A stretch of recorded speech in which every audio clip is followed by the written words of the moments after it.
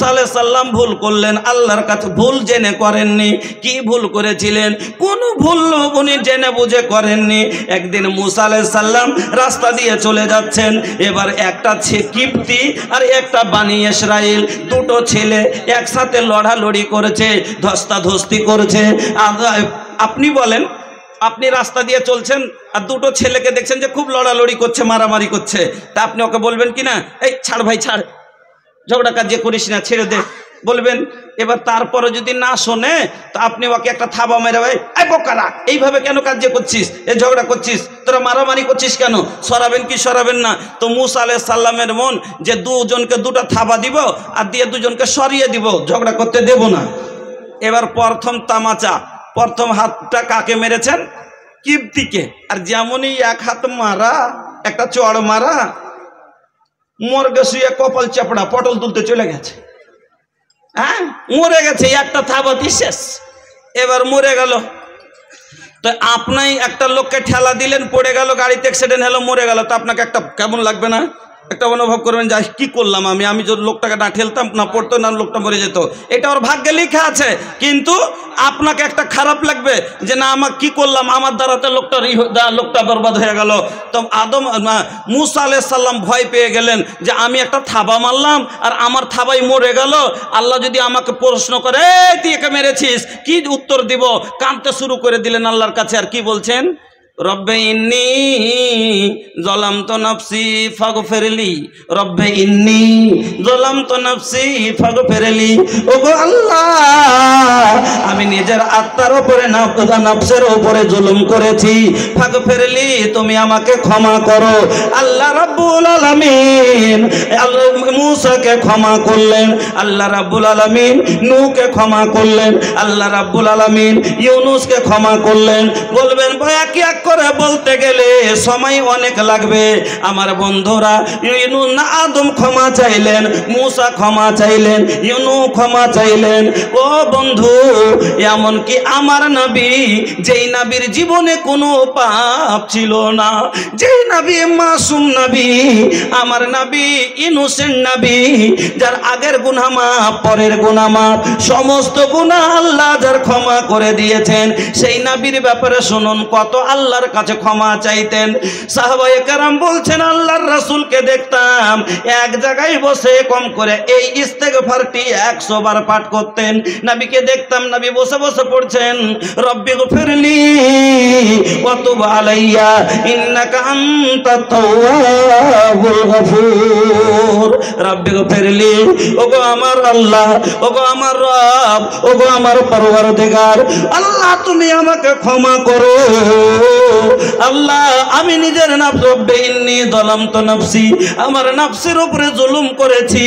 আমার নবী কোনদিন নিজের নফসে জুলুম করেননি।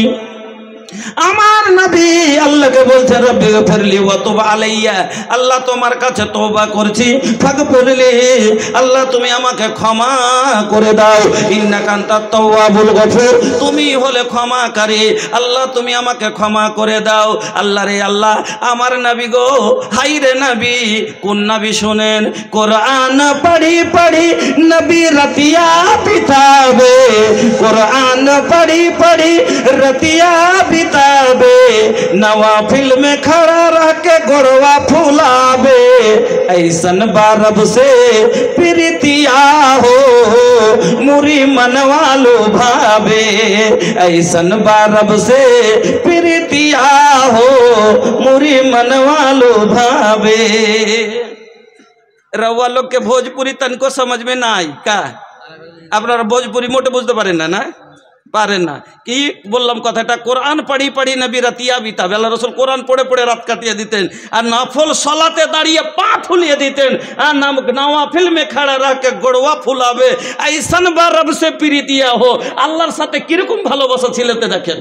হ্যাঁ, যে নবীর আগের গুনাহ মাফ, পিছনের গুনাহ মাফ, সেই নবী নামাজে দাঁড়িয়ে দাঁড়িয়ে পা ফুলিয়ে দেন। আর আমরা পাপী মুসলমান, আমাদের ফজরের সলাত নাই, আমাদের জীবনে পাপের কোনো সীমা নাই, তবু আমরা ক্ষমা চাইতে নাই।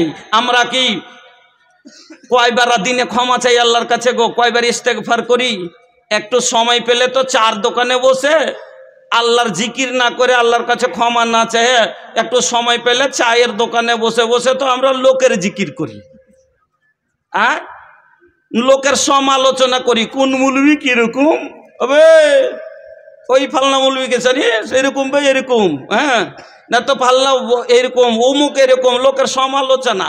আর আমার মা বোনেরা তো আরো বেশি, ওরা যদি একটু খালি সময় পায়, একটু ফাঁকা টাইম পায়, তো বসে খালি এক অপরের গিবত করে। গিবত মে সবসে আগে ये औरत की जाते है, चुगली तो इनके सामने बस दाल भात है। চুগলি করাটার লেগে ডাল ভাত কোনো বড় কথা নয়। এক অপরের ওই যে, হ্যাঁ তুই চিনিস না মাগিকে, মাগির কথা জানিস, এরকম চলছে, কোনো ব্যাপার নাই। गिबत में सबसे आगे ये औरत की जात है, चुगली तो इनके सामने बस दाल भात है, चुगली तो इनके सामने बस दाल भात है। जिक्र खुदा और रसूल की फुर्सत नहीं रही, भी फातिमा सी अब कोई औरत नहीं रही। আমার বন্ধুরা, আল্লাহর নবী বলছেন, শুনুন নবীজি কি বলছেন, ইয়া আইয়ুহান নাস তুবু ইলা রাব্বিকুম। নবীজি বলেন, ইয়া আইয়ুহান নাস, ও লোকেরা, তুবু ইলা রাব্বিকুম, তাল তোমরা সবাই তোমার রবের কাছে, আল্লাহর কাছে তওবা করো। ফাওয়াল্লাহি, আল্লাহর কসম খেয়ে বলছি, নবীজি আল্লাহর শপথ করে বলছেন, ফাওয়াল্লাহি ইন্নাল্লাহ, ফাওয়াল্লাহি ইন্নী লা আতুবু ইলাল্লাহি আযজা ওয়া জাল্লা ফিল ইয়াউমি মিয়াতা মাররা। আমি মুহাম্মদ, আমি বিশ্ব নবী, অন্তত দিন রাতের ভিতরে 100 বার করে আল্লাহর ইস্তেগফার করি। যেই নবীর জীবনে কোনো পাপ নাই, সেই নবী অন্তত দিন রাতে 100 বার করে আল্লাহর ইস্তেগফার করে, আল্লাহর কাছে ক্ষমা চায়, সব সময় জিকিরে মগ্ন থাকেন। ও বন্ধু আমার, নবীজি বলছেন, আল্লাহ কানান নবী সাল্লাল্লাহু আলাইহি ওয়াসাল্লাম ইয়াযকুরুল্লাহ আলা কুল্লি আহিয়ানি, আমার নবী সব সময় আল্লাহর জিকিরে মগ্ন থাকতেন। আমার নবী সব সময় আল্লাহর জিকির করতে থাকতেন, উঠতে জিকির করতেন, বসতে জিকির করতেন, সকাল সন্ধ্যা আল্লাহর তাসবিহ বেশি বেশি পাঠ করতেন। আমার বন্ধুরা, নবী বলেন, লা ইয়াজালু লিসানাকা রাতবাম বিযিকরিল্লাহ, তোমার ঠোঁট দুটো জানো সব সময় নড়তেই থাকে, আল্লাহর জিকির করতে থাকে, ঠোঁট দুটো যেন তোমার শুকিয়ে না যায়, ভিজে থাকে, আল্লাহর জিকির করতে থাকে। বন্ধুরা আমার, কিন্তু আমরা আল্লাহর জিকির না করে আমরা অনেক রকমের কথা বলে যাই। ও বন্ধু, ভালো করে শুনবেন, নবীজি বলছেন, ফাওয়াল্লাহি, আল্লাহর কসম খেয়ে বলছি, ইন্নী লা আতুবু ইলাল্লাহি আযজা ওয়া জাল্লা ফিল ইয়াউমি মিয়াতা মাররা।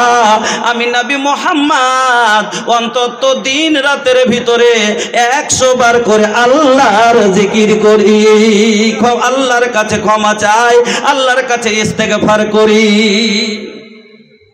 চিন্তা করেন তাহলে, যদি আমার নবীর গুনাহ না থাকা সত্ত্বেও 100 বার করে আল্লাহর কাছে ইস্তেগফার করেন, তাহলে আমাদের কত ইস্তেগফার করা দরকার। কিন্তু না, আমরা সেদিকে নাই।